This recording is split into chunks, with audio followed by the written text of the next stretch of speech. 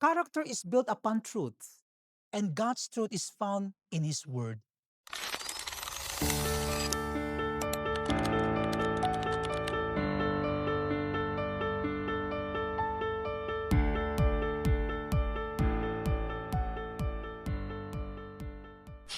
Hello, everyone. Welcome to our daily manna. Let us open our Bible to Second Timothy chapter 3, verses 16 to 17. It says here, all scripture is God-breathed and is useful for teaching, rebuking, correcting, and training in righteousness, so that the servant of God may be thoroughly equipped for every good work. May the good Lord bless us upon the reading of His holy word. The Bible is more than an ancient book. It is the living Word of God. It teaches us what is right, corrects us when we are wrong, trains us to live righteous lives, and prepares us to become men and women who honors God. The more we build our lives on God's Word, the stronger our families, churches, schools, and communities will become. Recently, I read that on June 26, 2026, the Texas State Board of Education approved a required reading list for public schools that includes selected passages from the Bible together with the writings of respected authors and historical figures. Although there continues to be legal debate in the United States regarding the role of Bible reading in public schools. I was encouraged to see that many still recognize the Bible as a book of great historical, literary, and moral significance. For generations, God's Word has shaped lives, influenced leaders, strengthened families, and guided societies toward justice, compassion, and integrity. As I reflected on this news, I found myself praying that our schools here in the Philippines would also continue to value the moral truths found in the scriptures. I hope and pray that our educational system will continue to strengthen character formation alongside academic excellence.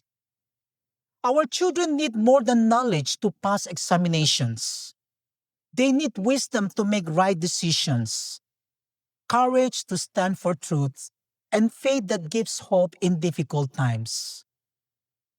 Recently, while sharing during one of our daily manna devotionals, I mentioned that one of the greatest concerns in our schools today is the gradual loss of values, especially good manners and right conduct. Respect for parents, obedience to rightful authority, honesty, discipline, kindness, and responsibility seem to be diminishing in many places. While many young people continue to demonstrate admirable character, we also see many who struggle with anger, disrespect, bullying, dishonesty, and selfishness. These realities reminds us that moral education and spiritual formation remain essential. When we hear reports of violence involving young people, whether here in the Philippines or in other parts of the world, our hearts are deeply grieved. Such tragedies reminds us that our schools need not only excellent teachers and secure campuses, but also students whose hearts are shaped by truth, compassion, self-control, and reverence for God. We should never stop praying for the protection of every student, every teacher, every parent, and every school in our nation. The answer is not found only in stricter rules or better technology.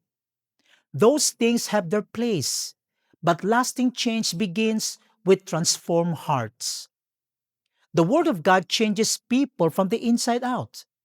It teaches forgiveness instead of hatred, humility instead of pride, respect instead of rebellion, and love instead of violence.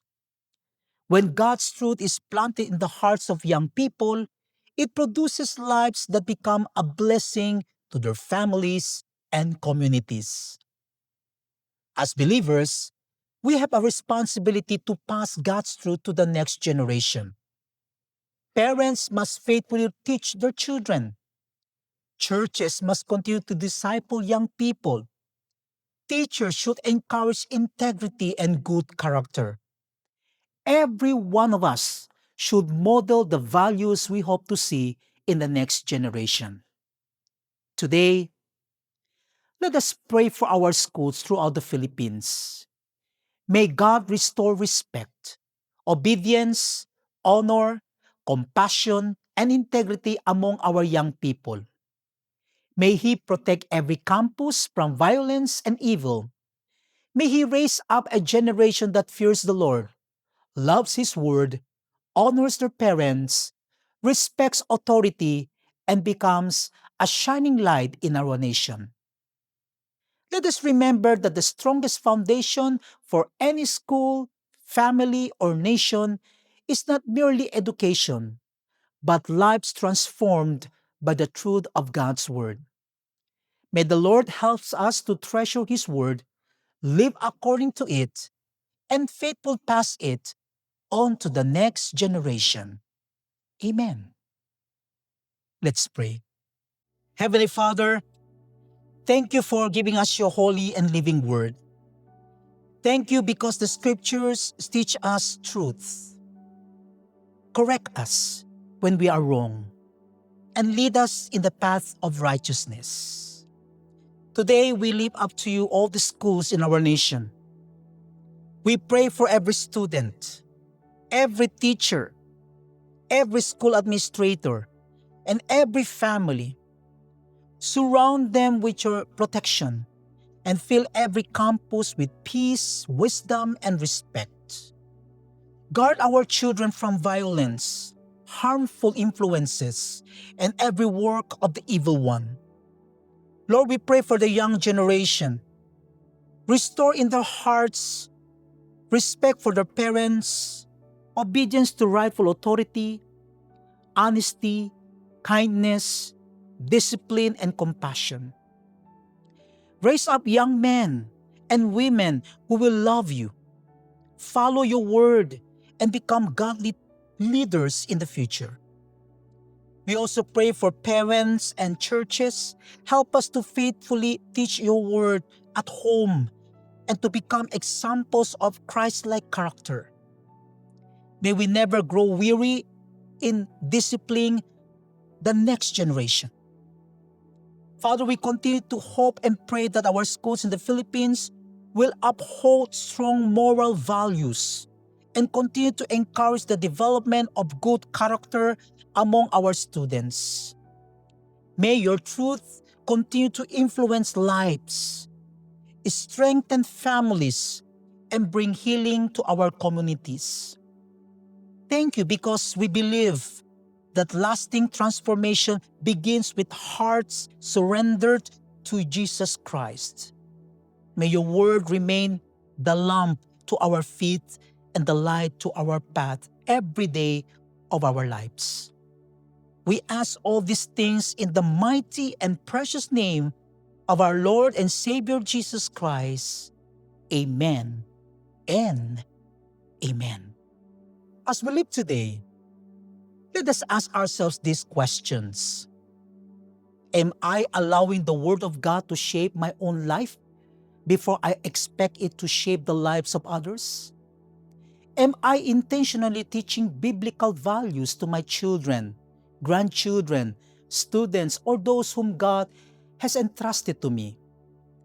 Am I modeling respect, obedience, integrity, humility, and love in my daily life?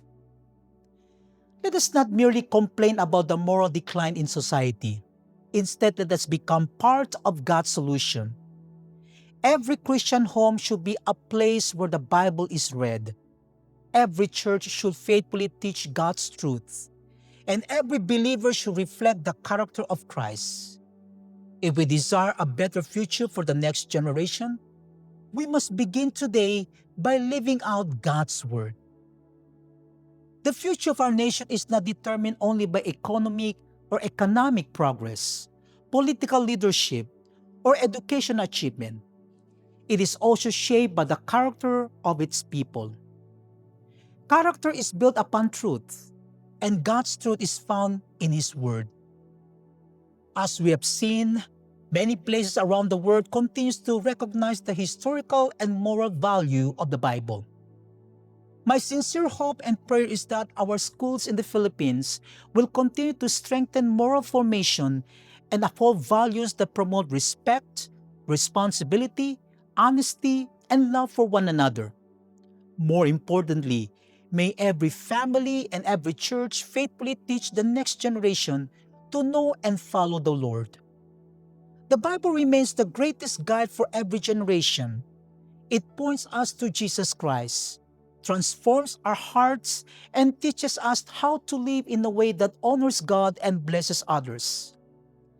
Let us treasure God's Word, obey it wholeheartedly, and pass it on faithfully to those who come after us. God bless everyone, and Shalom.